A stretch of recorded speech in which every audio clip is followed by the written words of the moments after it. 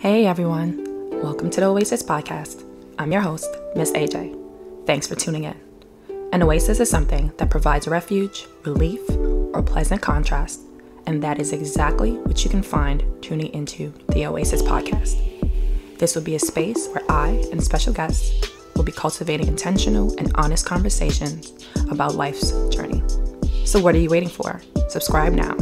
Also follow us on Instagram at the Oasis Podcast. That's THEOASIS Podcast.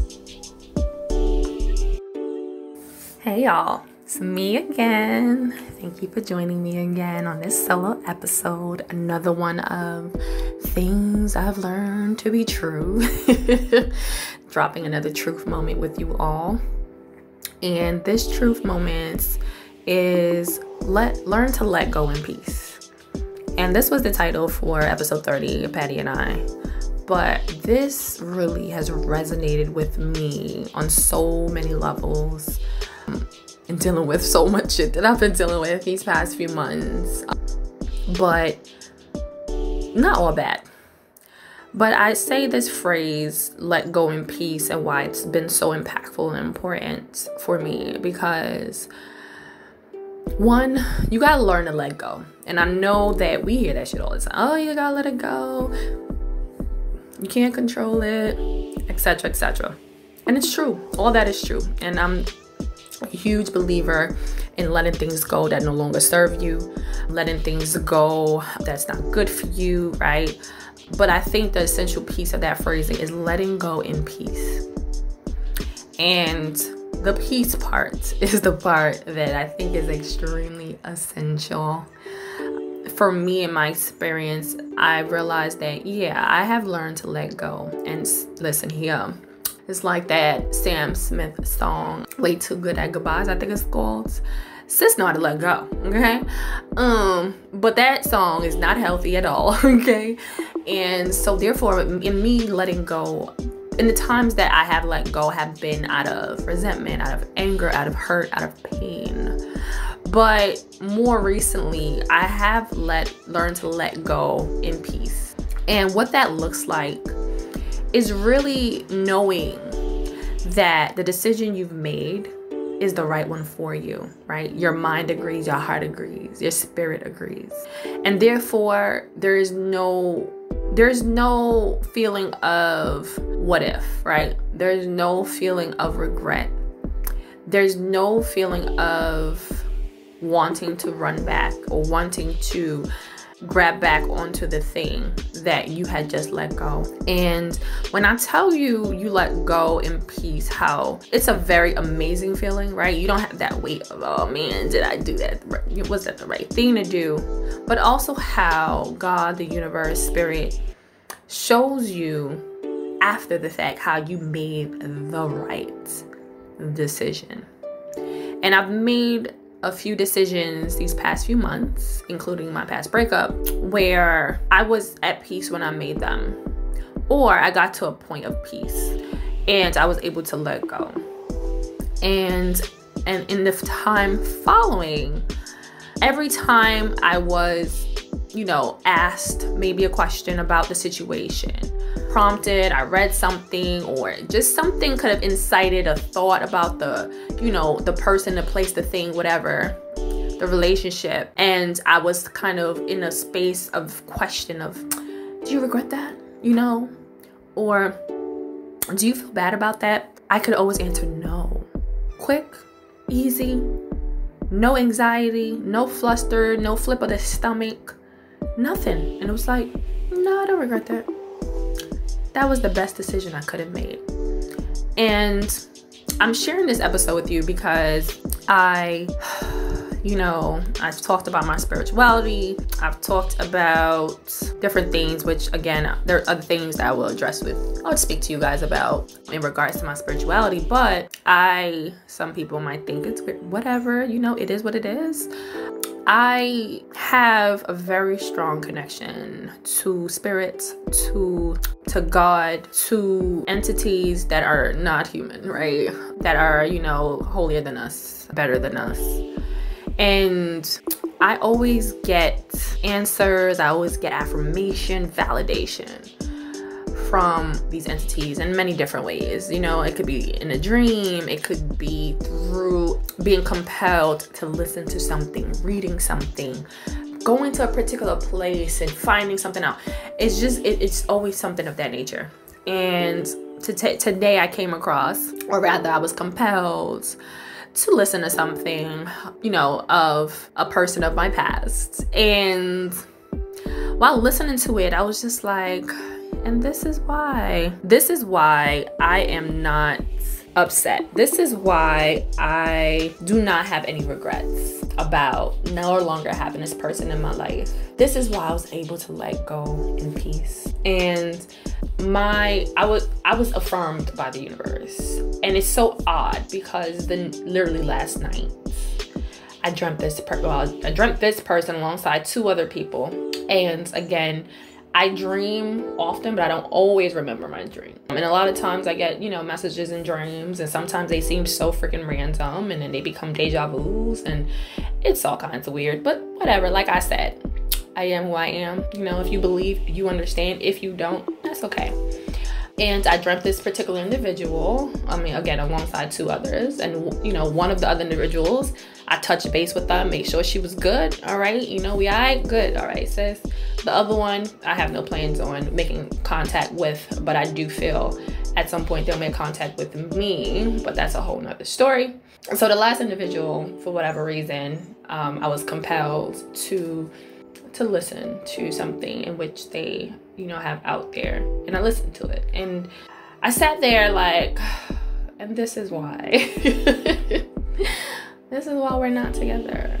And I felt myself at first, at first I was calm, and I listened to it like, okay, you know, I was compelled to do this because I really was just like, no, I'm not doing that. And then something was like, no, do it.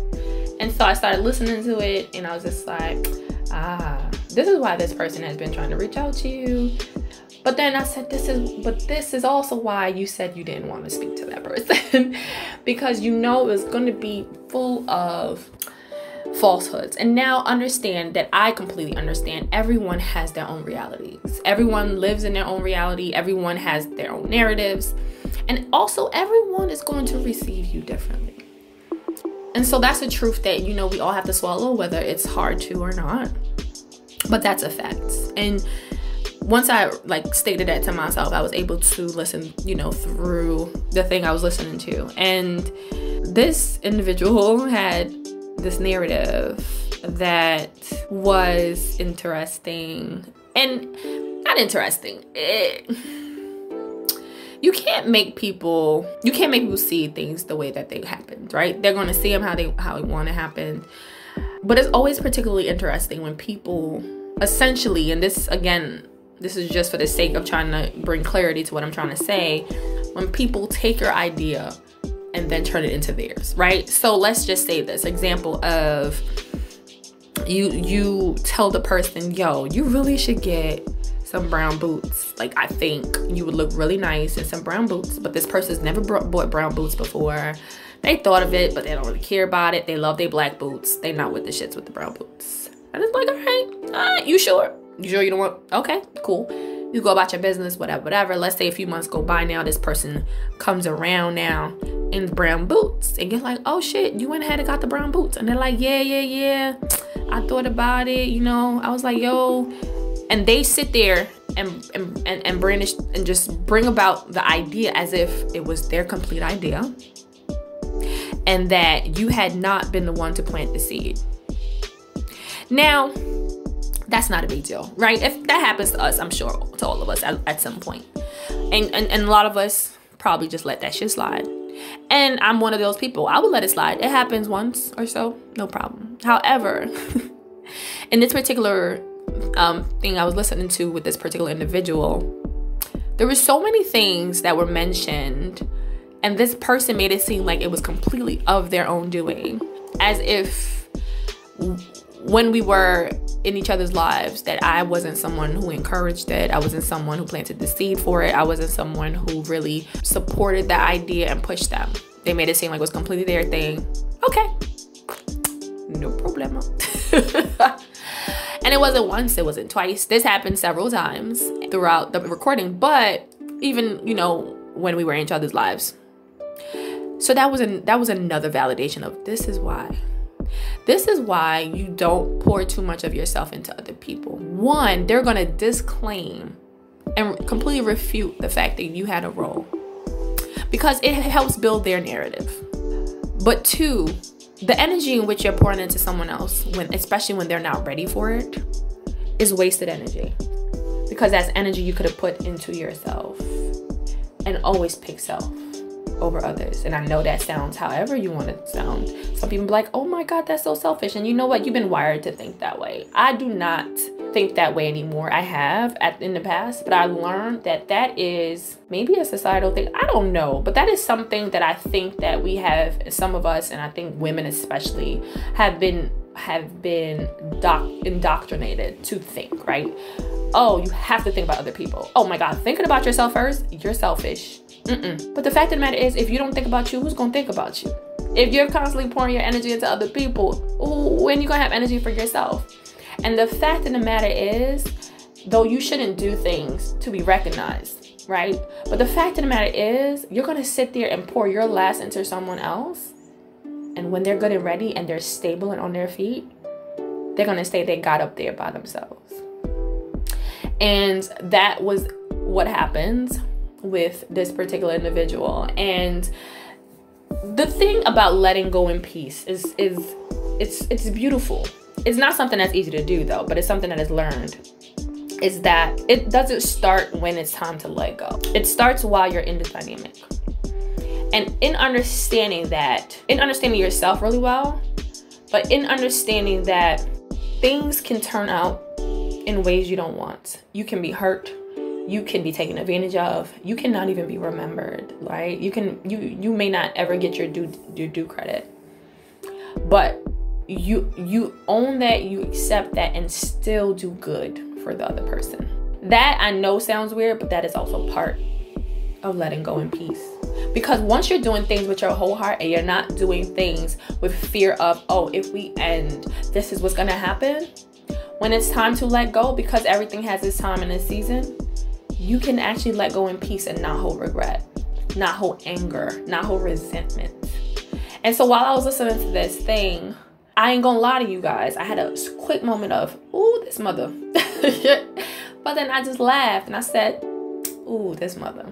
Because you can't be mad when someone shows you who they are, because this was who they were. But I also knew that this was something that could happen. I already had made my peace with it. And when I let go, I also knew I let go in peace.